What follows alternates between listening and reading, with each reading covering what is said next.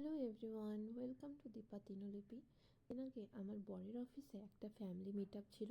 সেখানে প্রতিটা এমপ্লয়ি তাদের ফ্যামিলি মেম্বারদের আনতে পারবে, অফিস ঘুরিয়ে দেখাতে পারবে, সঙ্গে একটা কালচারাল ইভেন্টও অর্গানাইজ করেছিল।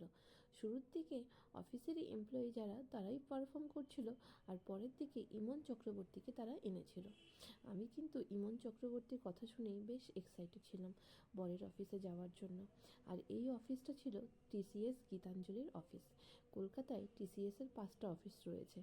যাই হোক, আর এই অফিস ক্যাম্পাসটা ছিল কিন্তু বিশাল বড়। আর বর এই অফিসের যে বিল্ডিংয়ের যে ফ্লোরে বসে সেটা আমাদেরকে দেখানোর জন্য তার ফ্লোরে নিয়ে গিয়েছিল। এই দেখুন, এটা আমার বরের ডেস্ক।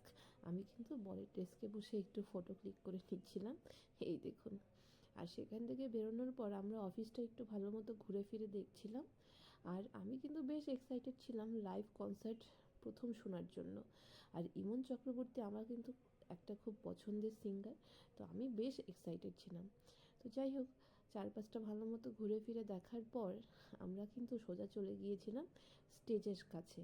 আর এত ভিড় ছিল স্টেজের ওখানে, মানে কি বলবো, আর সবাই ফোন নিয়ে হাজির। ইমন